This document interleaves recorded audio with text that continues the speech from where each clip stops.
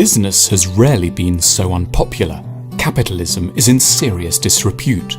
A lot of people are convinced that businesses as they're structured today simply don't properly serve our best collective interests. Yet a world without business scarcely seems realistic. The challenge isn't to do away with business, it's to feel our way towards a better version. Here are 5 things we think are necessary for decent, humane, and profitable business culture. As human beings, there are things we need and that are genuinely good and important for our flourishing. And then there are things we merely desire that appeal to our appetites but aren't connected up with anything sincere or worthwhile. The problem is, we aren't good at identifying and holding on to the distinction. We're not very good at knowing what's really good for us. This has created a great temptation for capitalism. For the standard capitalist, it doesn't matter much what you make your money from. It could be needs or desires. You could be selling shoelaces, crude oil, nanotechnology, handguns, the collected works of Tolstoy. This is the classic defense for selling bullshit.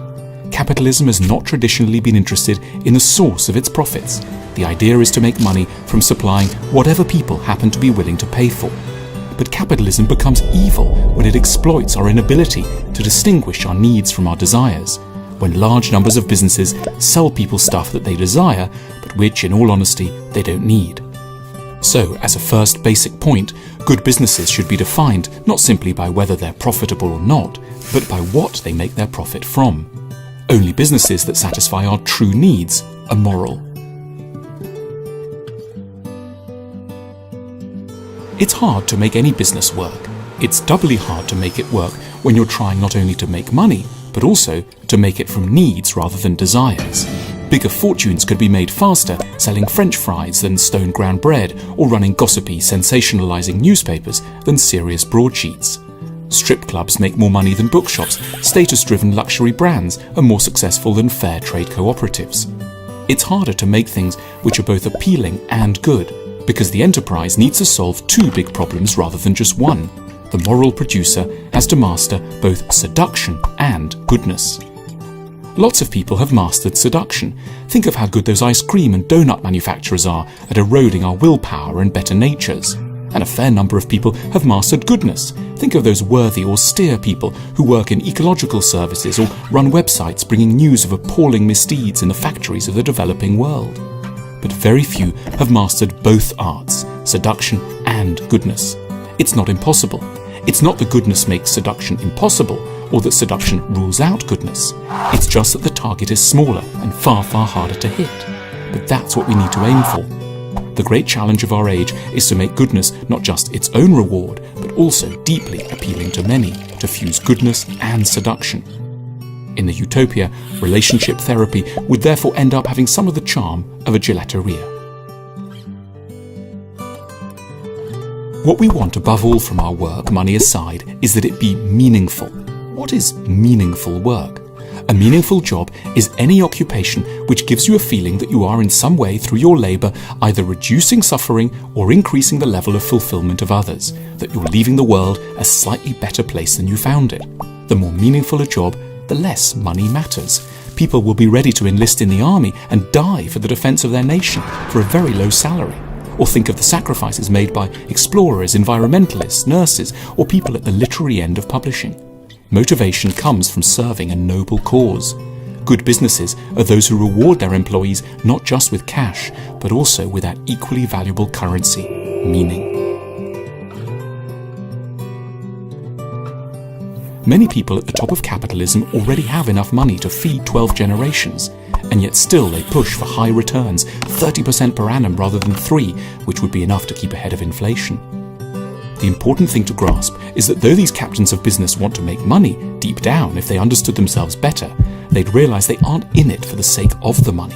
What they really want is the respect, honour and love that comes in our society from having been known to have made lots of money. This holds out an important clue for how we should reform society, by making honour and respect more reliably available to those capitalists who choose to run their businesses in noble ways, satisfying needs, not desires, and giving meaning to their workforces. The way status is currently distributed directly rewards the worst kinds of capitalism. It directs honour to wealth without asking skeptically enough how the wealth was accumulated. That's something we're all responsible for when we pay undue attention to the yachts and the parties. How impressed we are by money is part of what keeps business people, who are generally narcissistic, ego-driven personalities, going. People become moral capitalists when they can accept a lower return on capital in the name of producing meaning, kindness and goodness.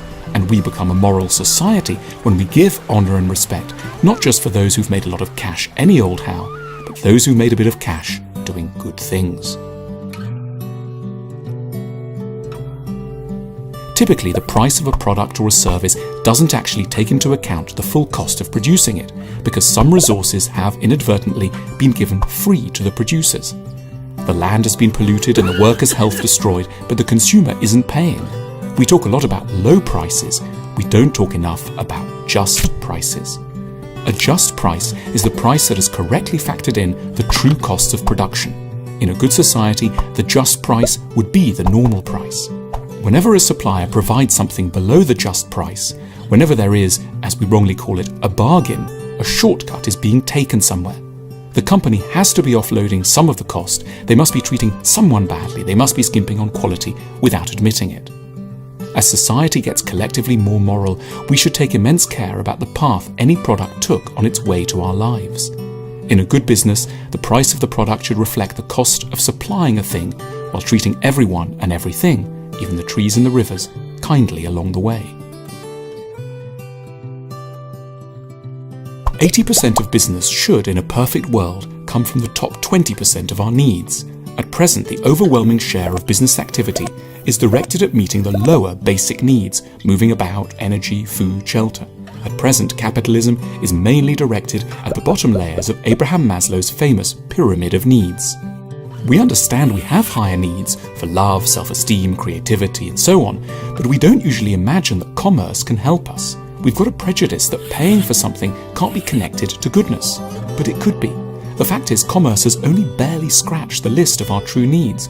We need to live in beautiful cities, we need to have good advice and psychological support, we need to manage our emotions, we need to sustain strong families across generations, we need to cultivate our minds, we need to live in societies in which it's normal to be wise, kind and self-possessed. These are vast, immense undertakings, and we have collectively a huge way to go. The fact that these ambitions don't look the same as constructing highways or building pipelines doesn't at all mean that they're divorced from work, business or commerce. They're goods and services which have to be created by ingenuity, organisation and effort, in short, by work. Far from worrying about what we might do when there is no more work, we should be preparing ourselves for almost endless labour to reach the true goal, widespread fulfilment. It's entirely understandable that many people are disillusioned with capitalism, because business as we currently know it is not as good as it should be. Our objection is not, in fact, to business as such, but to business that's bad. The response is not, therefore, to wish that business would go away, but to work to improve it so that one day it comes to properly satisfy us as consumers and as producers.